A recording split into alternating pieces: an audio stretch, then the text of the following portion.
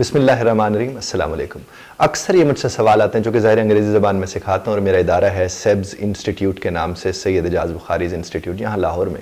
तो हमारे पास अक्सर लोग यूट्यूब के ऊपर उधर मैसेजेस करते हैं कि हम अंग्रेज़ों की अंग्रेज़ी समझें कैसे और अंग्रेज़ों जैसी अंग्रेज़ी बोलें कैसे।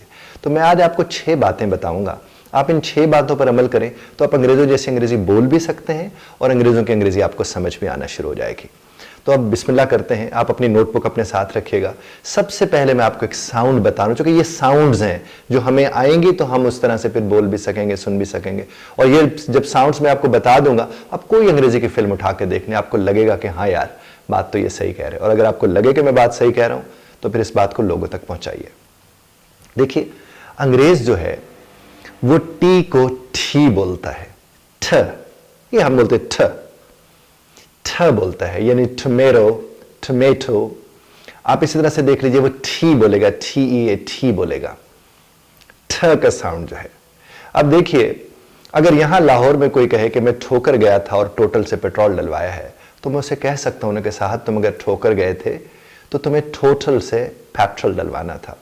दावा दलील का मोहताज होता है, तो मैं जो आपको दावा कर रहा हूं आपके सामने, उसकी दलील भी आपकी खिदमत में पेश करूं कि आपकी जबान आपको नहीं रोक रही और मुंह भी आपके कोई टेढ़े नहीं हो रहे, अगर किसी के दिमाग में ये बात आ रही हो तो।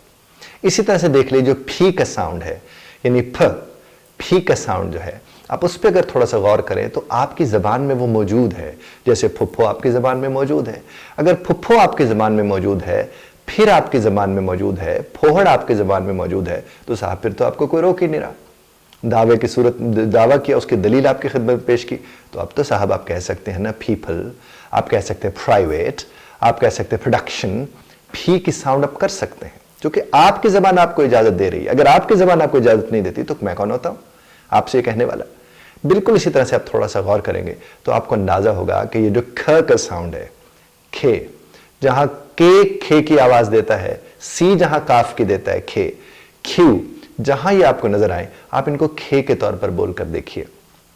और खे जो है, पंजाबी जबान इसको समझते हैं कि कहा जाता है कि खे पाई दी है, खे मिट्टी के लिए इस्तेमाल करते हैं। खे, तो इसका मतलब क्या होगा? King, queen, quality, create. आप खुद देखिए, आपको अंदाजा होना शुरू हो जाएगा वो किस तरह से उन चीजों को बोलते हैं। और ये सबसे अच्छी बात है कि हमारी जबान हमें नहीं रोक रही। तो ख का साउंड, अब देखिए खोखर हमारी जबान में मौजूद है, तो फिर कनाडा तो नहीं होना चाहिए ना सर, उसको कनाडा कहना चाहिए। इसी तरह से आप देखिए कि जब आप कहते हैं खीर, खीर हमारी जबान का लफ्ज है ना, तो फिर आप कैचअप क्यों नहीं कहते, ख्वाइट क्यों नहीं कहते? कह सकते हैं आप। खाइट क्यों नहीं कह सकते हैं आप इसकी मशक करके देखिए, आपको खुद लगेगा, क्योंकि आप हर्फ को उसकी हुर्मत की अमानत समझ के अदा कर रहे होंगे। और हमें तो ख्याल रखना चाहिए, आपकी जबान अगर आपको रोक रही होती मैं कभी आपसे ना कहता, लेकिन ये सिर्फ अंग्रेजी जबान के लिए कहना है। मैंने आपको फी कहा तो ये मत कहिएगा कि पाकिस्तान, मैंने आपको खे कहा तो ये मत कहिएगा कि कराची, वो ज़ाहिर अजीब लगेगा, बहुत गैर मुनासिब लगेगा। तो अभी आपने जो साउंड सीखी, एक फी की साउंड थी, एक ठी की साउंड थी, एक खे की साउंड थी। और जनाब नेक्स्ट साउंड क्या है? छ का साउंड है, छ, CH, छ। जहां जहां ये च की आवाज दिया करता था वहां इसे छ बोल के देखिए। जैसे चेयर है, जैसे चॉकलेट है, जैसे चर्च है, जैसे चैंपियन है, चैप्टर है। ये आप ही की जबान आपको बोलने की इजाजत दे रही है, मैं भी उसी की दावत आपको दे रहा हूं। इसी तरह से थोड़ा सा अगर हम आगे बढ़े तो आप देखिएगा, जो अंग्रेज है वो जो ING वाला, जहां पे ING खत्म होता है, कोई भी लफ्ज ING पे खत्म होता है तो वो जी की अक्सर आवाज नहीं निकालते, वो N पर उसे खत्म कर देते हैं। आप इसकी मशक करके देखिए, आपको अंदाजा होगा। जैसे जिसे हम कहते हैं टीचिंग, वो से बोलते टीचन। हम जैसे कहते हैं राइटिंग, उसे बोलते हैं राइटन। हम जैसे बोलते हैं क्रिएटिंग, उसे बोलते हैं क्रिएटन।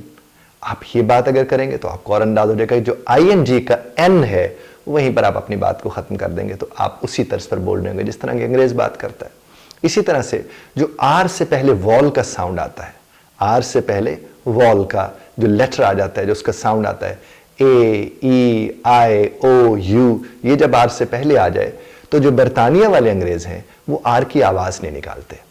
अमेरिकन जो है वो तो उसकी आवाज निकालते हैं, लेकिन बरतानिया वाले नहीं निकालते। अब देखें, अगर हमें आदत है किसी चीज को पॉपुलर कहने की, आपने देखा लिखा भी होता है पॉपुलर, तो उसको वो बोलेंगे पॉपुलर, पॉपुलर ल। इसी तरह से वो क्या बोलेंगे, मसलन मैं आपसे कहता हूं there is a tower over there, तो टॉवर ओवर देयर, तो जो टावर है वो हमारे वाला टावर है, ओवर है वो जो हमारे वाला ओवर है, उसको वो ओवर देयर वो बोलते हैं। तो आर से पहले जहां जहां आपको नजर आए वॉल, आप वहां आर की आवाज नहीं निकालें, और अगर आप वहां आर की आवाज नहीं निकालेंगे तो वो बरतानिया वाला जिस तरह की अंग्रेजी बोलता है आप वो वाली अंग्रेजी बोल रहे होंगे। इसी तरह अगर आर से पहले कॉन्सोनेंट आ जाए, ये आखिरी नुक्ता है इसमें कि आर से पहले अगर कॉन्सोनेंट आ जाए, यानी सी आ जाए, डी आ जाए, खे आ जाए, कॉन्सोनेंट आ जाए, तो उसके बाद जनाब उर्दू वाला पेश डाल दीजिए। जैसे ड्राइवर है, जिसे हम ड्राइवर कहते हैं, कुछ तो इसको ड्राइवर भी कहते हैं, कुछ इसको डिलीवर भी कहते हैं। जो ड्राइवर है अगर डी के ऊपर आप पेश डाल दें तो वो क्या बनेगा? Driver, driver. इस तरह जो करीम है आप उसे क्या बोलेंगे? Cream, cream. ड्रीम को क्या बोलेंगे? Wonderful, dream. तो आप ये कॉन्सोनेंट भी उसका भी ध्यान रखेंगे तो आपको कोई दिक्कत नहीं होगी। करना क्या है, एक तो इसी के मुताबिक कोई भी अपने सामने किताब उठाइए और उसको रिकॉर्ड करना शुरू कीजिए, उसको रिकॉर्ड कीजिए अपने उसमें मोबाइल में। जब आप उसे पढ़ रहे होंगे पैराग्राफ को, जहां ठ आए, फ आए, छ आए, खे आए, आर से पहले वॉल आ जाए, आर से पहले कॉन्सोनेंट आ जाए, आईएनजी आ जाए, वहां पर आपने उसी तर्ज पर बोलते चले जाना है। जब आप उस तर्ज पर बोलते चले जाएंगे आपको खुद लगेगा यार आप तो अंग्रेजों जैसे अंग्रेजी बोल रहे हैं, और आप बोल सकते हैं, जो कि इन्हीं साउंड्स की मदद से आप बोल सकते हैं। और दूसरा काम आप क्या करें, आप अभी कोई अंग्रेजी फिल्म लगा लें, आप उसे सुनना शुरू करें, देखना नहीं, सुनना शुरू करें, और आप देखें कि नीचे जो लफ्ज़ लिखे हुए आ रहे हैं वो उन्हें बोल कैसे रहे हैं। अगर आपको लगे कि जो मैंने आपसे अर्ज़ किया इसी तरह बोल रहे हैं तो साहब फिर तो मैं ठीक कह रहा हूँ। खुदा आपको और हमें समझने समझाने की तौफीक अता फरमाए। इख्तिलाफ़ राय का हक़ आप महफूज रखते हैं, बदरत तर्ज़ इख्तिलाफ़ राय का ख्याल रखिएगा।